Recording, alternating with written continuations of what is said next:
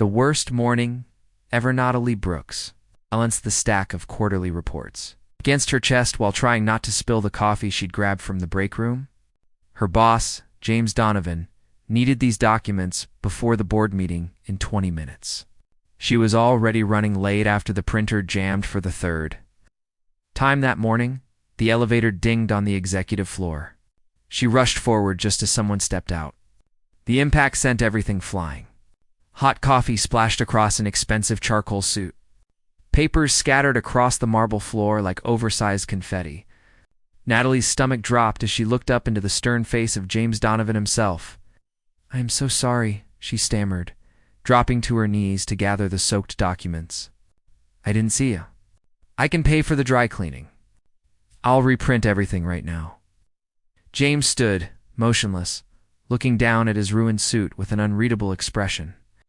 Other employees hurried past, pretending not to notice the disaster. Everyone knew that crossing the CEO meant career suicide.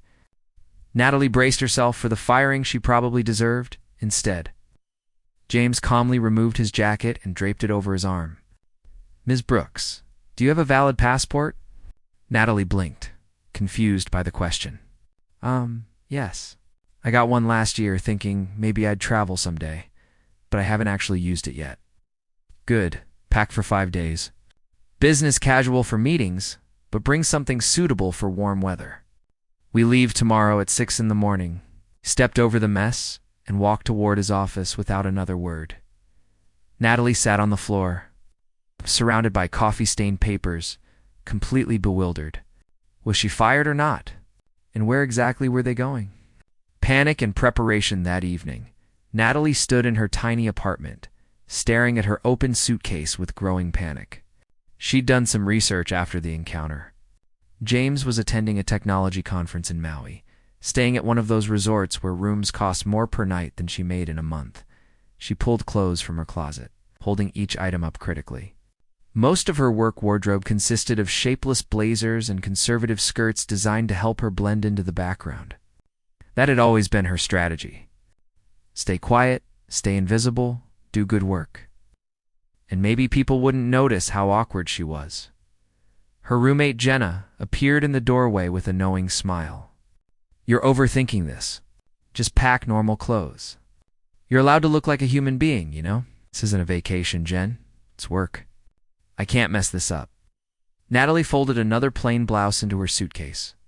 Jenna pushed past her and started pulling out different items. "You're going to Hawaii? Not a funeral? Take this." She held up a turquoise sundress Natalie had bought on sale but never worn. "And definitely pack a swimsuit. That resort has an incredible pool. I'm not going swimming. I'll be working the entire time." "Natalie, you never do anything for yourself. Just pack the swimsuit. What's the worst that could happen?" Reluctantly, Natalie tucked the red two-piece she'd bought 3 summers ago into the corner of her suitcase. She'd probably never take it out of the bag, but at least Jenna would stop pestering her about it. The flight that changed everything, the airport at 5 in the morning, was surprisingly busy. Natalie clutched her coffee, her third of the day, trying to wake up properly. She'd barely slept, running through worst-case scenarios in her head. What if she embarrassed herself on the plane? What if she said something stupid at the conference? What if James finally realized she wasn't cut out for this job? James appeared exactly on time, looking unfairly put together in dark jeans and a casual button-down. "Ready?" "Yes, sir." She grabbed the handle of her small rolling suitcase. "You can call me James. We're not in the office." We started walking towards security, and she hurried to keep up when they reached the gate. Natalie realized they weren't boarding a commercial flight. A small group was heading toward a private terminal. Her eyes widened as she understood they'd be taking James's company jet. "I've never been on a private plane before," she admitted quietly as they climbed the stairs. "Actually, I've never been on any plane before." James paused, looking at her with something that might have been surprise. "First flight?" She nodded, feeling her cheeks flush. "I know that probably sounds ridiculous at my age, but my family never really traveled, and after college I was paying off loans, so there was never time or money for trips. There's nothing ridiculous about it." His voice was softer than she'd ever heard it. "Take the window seat. The view during takeoff is worth seeing your first time. During the flight, James worked on his laptop while Natalie stared out the window in wonder. The clouds looked like cotton fields below them. The ocean stretched endless in blue. She'd seen pictures, of course, but experiencing it in person was completely different. Somewhere over the Pacific. James closed his computer and glanced at her. You should try to sleep. Conference starts tomorrow morning, and jet lag can be rough. I'm too excited to sleep, she admitted, then immediately regretted being so honest. I mean, I'll rest if you need me to be alert for work, Natalie. He said her first name for maybe the second time ever. You're allowed to be excited. This is your first trip. Enjoy it. She looked at him, really looked at him, and saw something unexpected in his expression. Not the cold CEO who terrified everyone at the office. Just a person being kind. Thank you, she said softly, for bringing me along. James returned his attention to his laptop, but not before she caught the hint of a smile. You're good at your job. You earned this. Those simple words meant more than he could possibly know. Natalie settled back in her seat, watching the ocean pass below, feeling like maybe this trip would be more than just another work obligation. Maybe it would be the start of something new. Arrival in paradise when they landed in Maui. The warm air hit Natalie like a gentle embrace. Palm trees swayed in the breeze. The sky was impossibly blue. Everything smelled like flowers and ocean salt. She'd spent her entire life in rainy Seattle. This felt like stepping into a different world. The resort exceeded even her inflated expectations. White stone buildings overlooked pristine beaches. Tropical gardens wound between multiple pools and restaurants. Staff members greeted them with fresh flower leis and cool drinks. Ms. Brooks, you're in the Plumeria suite, the desk attendant said with a warm smile. Ocean view, king bed, private balcony. Your luggage will be brought up shortly. Natalie's room was bigger than her entire apartment back home. Floor-to-ceiling windows showcased the turquoise water. The bathroom had a soaking tub and a shower with multiple heads. She felt completely out of place among such luxury. A knock on the door revealed a bellhop with her suitcase and a small envelope. Inside was a note in James's precise handwriting. Conference prep meeting at 4 p.m. in the business center. Until then, you're off duty. Actually, see Hawaii. That's an order. Natalie smiled at the note. Maybe Jenna had been right. Maybe she should let herself enjoy this experience. She unpacked her clothes, hanging the business attire carefully and tucking away the more casual items at the bottom of her suitcase. She found the red swimsuit. The pool area had looked incredible from her balcony. She had 3 hours before the meeting. Would it really be so wrong to actually relax for once? She changed quickly before she could talk herself out of it. Threw on a white cover-up, grabbed her book, and headed down to the pools. She had no idea that this simple decision would change absolutely everything. Seeing her for the first time, James finished his call with the board of directors and loosened his tie. The conference didn't officially start until tomorrow, but he'd already been working for 3 hours. Old habits were hard to break. He decided to take a walk around the resort, maybe grab lunch. Clear his head before the prep meeting. The main pool area sprawled across multiple levels, with waterfalls connecting them and private cabanas dotting the perimeter. He was walking past when something made him stop. Someone was laughing, a genuine sound of delight that cut through the usual resort noise. He turned and froze completely. Natalie. Brooks sat on a lounge chair near the infinity edge, her brown hair loose around her shoulders instead of pulled back in its usual tight bun. She wore a red swimsuit that revealed curves he'd never known existed beneath her oversized blazers. Her skin glowed in the sunlight. She was smiling at something in her book, completely relaxed, looking nothing like the nervous assistant who jumped every time he walked past her desk.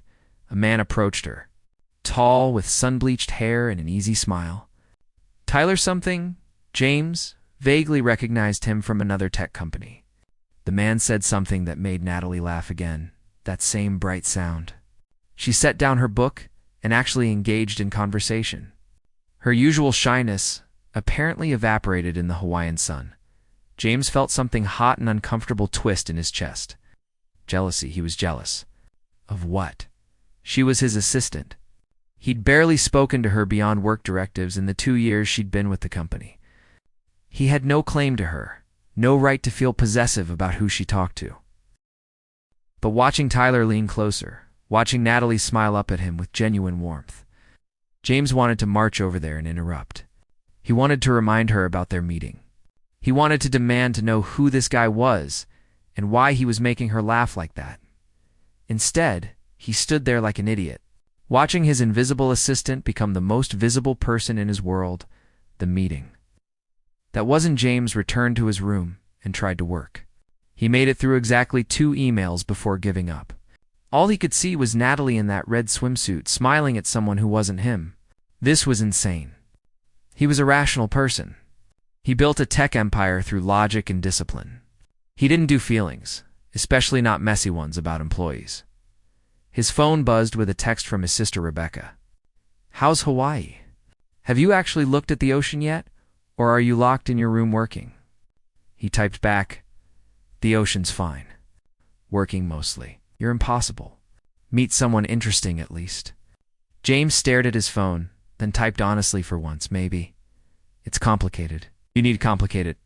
Uncomplicated is boring." At 4 o'clock, James headed to the business center. Natalie arrived exactly on time, back in her work clothes, with her hair pinned up. But now, he couldn't unsee what was underneath. He couldn't forget that smile, that laugh, the way she looked completely at ease for the first time since he'd known her. "Sorry, I'm a few minutes late," she said, slightly breathless. "I lost track of time." "You're not late. You're exactly on time." He gestured to the seat across from him. "How was your afternoon?" "Oh, it was wonderful. The pool is incredible, and the ocean is so blue, it doesn't look real. I've never seen anything like it." Her eyes sparkled with enthusiasm before she caught herself. "But I'm ready to focus on work now. What do you need me to prepare for tomorrow?" James found himself not wanting to talk about work at all. "Did you meet people? At the pool?" She looked surprised by the question. "A few. Everyone's very friendly here. One guy, Tyler, he works for Patterson Industries. He mentioned they might be launching a new platform next quarter. Tyler Grant. I know him." James kept his voice neutral. "What else did he mention?" "Just small talk, mostly. He recommended a restaurant in town." She pulled out her tablet. "Anyway, should we go over the conference schedule?" They spent an hour reviewing presentations and coordination details. Natalie took notes efficiently, asked smart questions, and slowly transformed back into the professional assistant he was used to. But James kept getting distracted by the tiny bit of sand still clinging to her ankle, the slight sunburn on her shoulders, the way her hair was starting to escape its pins. When they finished, he found himself saying, "You should wear your hair down more often." Natalie touched her bun self-consciously. "It's more professional up. It's fine either way. You don't have to hide." The words came out before he could stop them. She looked at him with confusion and something else he couldn't quite identify. "I should go change for dinner. The hotel restaurant or room service? Actually, there's a reception tonight for conference attendees. You should come. Network a little." He paused. "Unless you have other plans. With Tyler or someone. No other plans. I'll be there." She gathered her things and headed for the door, then turned back. "James, are you okay? You seem different today." "I'm fine. Just adjusting to the time change." It was a complete lie, but she accepted it with a nod. After she left, James sat alone in the business center, wondering when exactly he'd lost control of the situation. The reception. That changed everything. The reception was held on an outdoor terrace overlooking the ocean at sunset. String lights created a warm glow. A jazz trio played softly. Tech executives mingled with drinks, discussing market trends and upcoming innovations. James worked the room efficiently, making connections and reinforcing relationships. Then Natalie arrived. She wore a simple navy dress, nothing fancy or revealing, but on her it looked stunning. Her hair was down, falling in soft waves past her shoulders. She'd put on makeup, subtle but effective.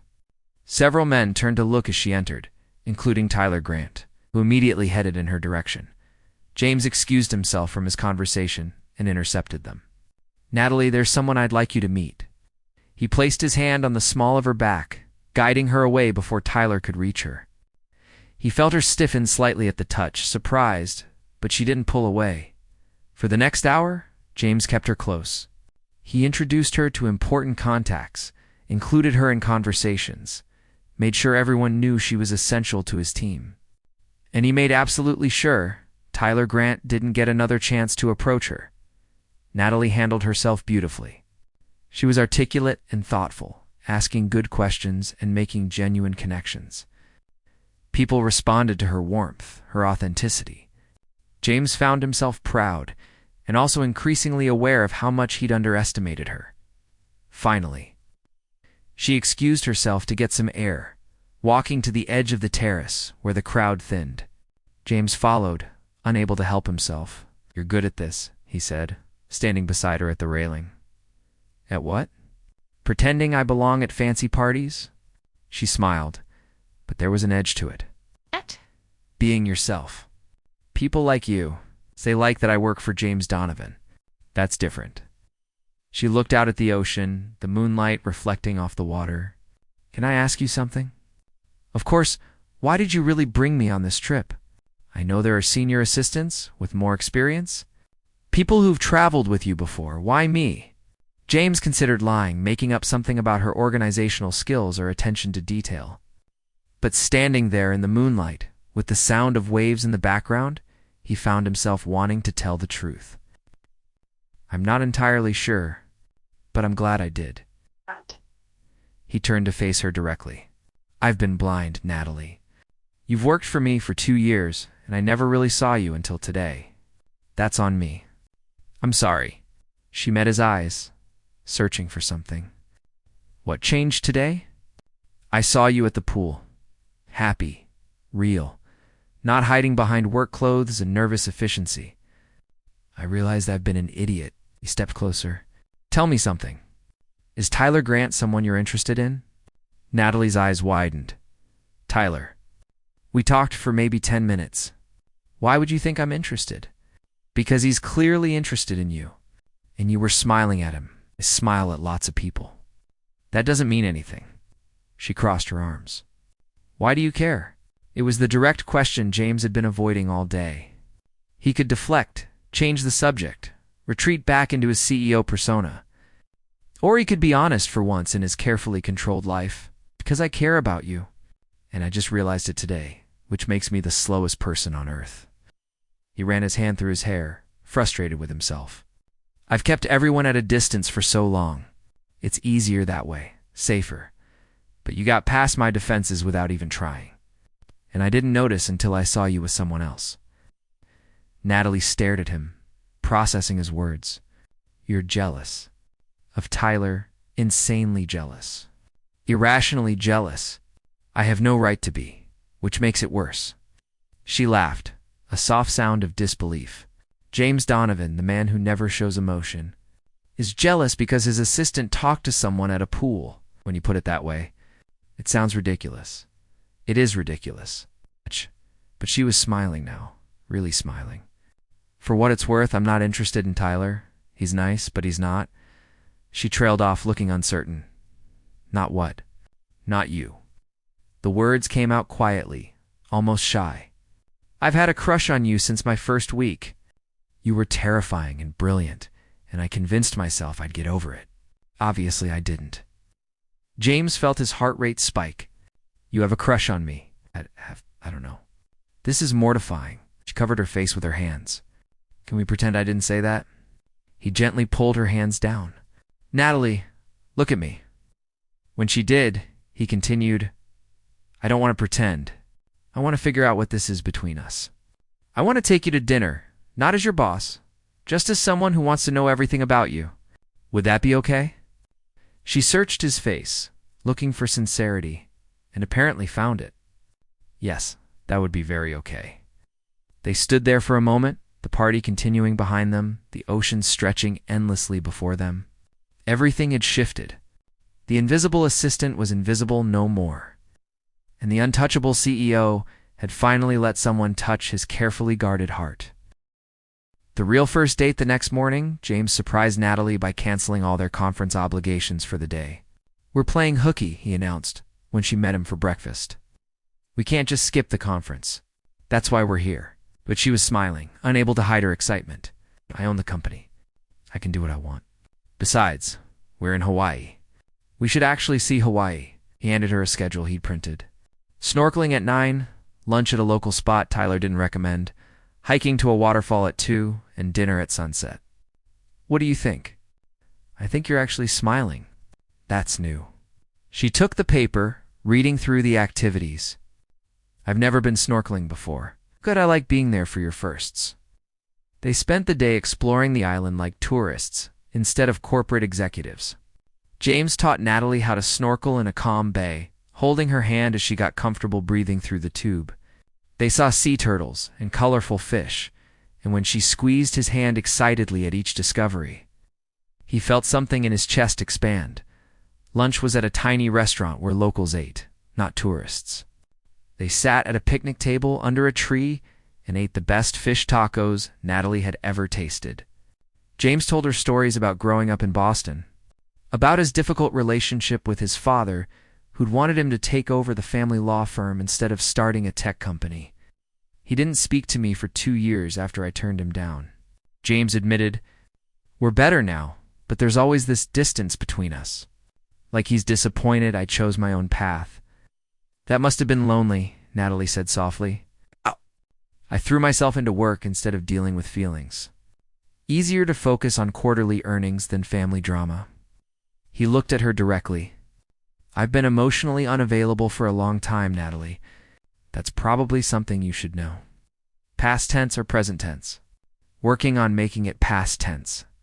For the right person, I want to try." His meaning was clear, and she felt her heart skip. The hike to the waterfall was challenging, but beautiful.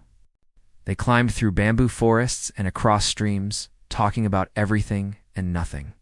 Natalie told him about her childhood in a small town in Oregon, about her mom who'd raised 3 kids alone after their dad left, about her student loans and her tiny apartment and her dreams of maybe someday writing a book. "What kind of book?" James asked as they rested beside the waterfall, the mist cooling their heated skin.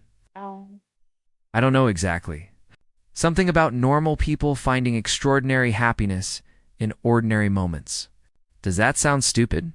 "It sounds perfect. You should write it." He pulled her closer on the rock they shared. "You see beauty in simple things. That's a gift." At the base of the waterfall, surrounded by tropical flowers and the sound of rushing water, James kissed her again. This kiss was different from the brief one at the reception. This was deep and slow, full of promise. Natalie wrapped her arms around his neck, letting herself fall into the moment completely, confronting reality that evening over dinner. As the sun painted the sky orange and pink, they had to address the obvious complication. "What happens when we go back to Seattle?" Natalie asked, pushing her pasta around her plate. "I'm still your assistant. You're still my boss." That's complicated in about 50 different ways. James had been thinking about this all day. "You're right. It is complicated. But here's what I'm thinking. You're too talented to be anyone's assistant, including mine. I want to promote you to project coordinator. Different department, different supervisor. You'd have your own team work on product development. It's a position you're qualified for, and it removes the direct reporting issue." "James, I can't let you create a job for me because we're dating, not creating anything. The position exists. It's been open for 3 months. I've interviewed 5 candidates, and none of them were right." He reached across the table for her hand. "You're smart, organized, and you understand how our company works. You'd be perfect for it. The only reason I didn't think of you before is because I'm an idiot who couldn't see past his own assistant's desk. You promise this isn't just because of us?" "I promise. If anything, our personal situation made me finally notice your professional capabilities. But those capabilities exist independent of my feelings for you." He squeezed her hand. "Take the weekend to think about it. No pressure. And regardless of what you decide about the job, I still want to figure out this thing between us." Natalie felt tears prick her eyes. "I've never had anyone believe in me like this." then everyone else has been blind. Get used to it, because I plan on believing in you for a very long time. 6 months later, excelled in her new role, exactly as James knew she would. She coordinated 3 successful product launches, built a cohesive team, and earned respect throughout the company based on her own merits. They kept their relationship private at first, but eventually, word got around. Some people gossiped, but most were supportive, especially when they saw how happy James had become. He was different now. He smiled more. He left work at reasonable hours. He showed up to company events with genuine enthusiasm instead of obligation. People joked that Natalie had humanized the robot CEO, but it was more than that. She'd helped him remember why he'd started the company in the first place. The joy of creating something meaningful, instead of just chasing profits. They fell into an easy rhythm. Mornings started with coffee on her apartment balcony. Evenings ended with dinner cooked together, trading stories about their days. Weekends involved hiking, visiting museums, or simply reading side by side on the couch. It was normal and extraordinary all at once. Exactly the kind of happiness Natalie had always wanted to write about. James met her family. Charming her initially skeptical mother and winning over her younger siblings, Natalie met his father, holding James's hand through the awkward dinner, and later telling him she was proud of how he handled himself with grace and honesty. "Your dad loves you," she said that night. "He just doesn't know how to show it. But he does." "How do you know?" "The way he looks at you when you're not watching. Like he's amazed by what you've built, even if he can't say it out loud. Give him time." James pulled her into his arms. "How did I get so lucky? You spilled coffee on yourself and took a chance on the klutz responsible." Oh. She kissed him softly. "Best accident ever." The return to paradise. 1 year after their first trip, James insisted they return to Maui. Same resort, same ocean view suite, same pool where everything had changed. "This feels like coming home," Natalie said as they checked in, accepting the traditional lei greeting. "That's the idea." James had been nervous all day, his hand checking his jacket pocket repeatedly. Tonight had to be perfect. He'd arranged everything in advance. While Natalie thought they were just having a nice dinner, the resort staff had transformed a private section of beach into something magical. Torches lit a path through the sand. Flowers created archways. A table was set for 2 under the stars, with candles flickering in hurricane glasses. "James, what is all this?" Natalie's hand flew to her mouth as she took in the scene. "This is me asking you to marry me." He took both her hands, his heart pounding. "A year ago, I was a complete idiot. I had everything except the one thing that actually mattered. And then I saw you at that pool, really saw you, and my whole world shifted. You've made me better, Natalie. You've made me happier. You've taught me that vulnerability isn't weakness and that letting someone in doesn't mean losing control. It means gaining a partner, a best friend, a home." He dropped to one knee, pulling out the ring he'd spent weeks choosing. Simple but elegant, with a sapphire the color of the Hawaiian Ocean. "I love you completely. Will you marry me?" Natalie was crying openly now, nodding before she could even speak. "Yes. Yes, absolutely yes." James slipped the ring on her finger, then stood and lifted her into his arms, spinning her around as she laughed through her tears. They kissed under the stars, the ocean providing a soundtrack, both of them marveling at how far they'd come from that coffee-stained morning in Seattle. The wedding and beyond. They married 6 months later in a small ceremony on the Oregon coast, near where Natalie had grown up. Her family cried happy tears. His father gave a surprisingly emotional speech about being proud of the man his son had become. Rebecca, James's sister, was the maid of honor, and she whispered to Natalie before the ceremony, "Thank you for bringing my brother back to life." The reception was intimate and joyful, filled with laughter and dancing and toasts that made them both cry and smile. As they swayed together during their first dance, James whispered, "I never believed in love at first sight. But I believe in love at second sight. At really seeing someone and realizing they're everything." That's beautiful. You should write that down. You're the writer in this relationship. I'm just the guy who finally got smart enough to notice you. About time too. She kissed him as their friends and family cheered. 2 years later, they returned to Maui again, this time with their 6-month-old daughter Emma in tow. They sat by that same pool, watching Emma splash in the baby area, and reflected on everything that had changed. Do you ever think about that first trip? Natalie asked, adjusting Emma's sun hat. All the time. Best business trip I ever took. James wrapped his arm around his wife. You know what's funny? I thought I had my life figured out. Successful company, nice house, respect in my industry. I thought that was enough. I didn't even know what I was missing until I found it.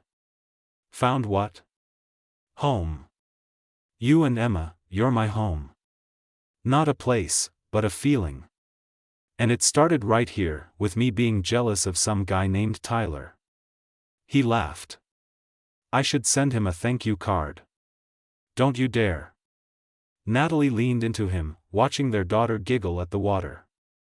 But yeah, I guess we owe him a little bit. His timing was perfect. Emma squealed and smacked the water, soaking both of them. They laughed together, not caring about the mess, just grateful for the beautiful chaos of their life. James looked at his wife, the woman who'd been invisible for so long and was now the most important person in his world. The journey from blind boss to devoted husband had been unexpected, sometimes difficult, but ultimately the best adventure of his life. Some love stories start with love at first sight. Theirs started with coffee-stained suits, jealousy by a pool, and finally learning to see what had been there all along. And it was absolutely perfect.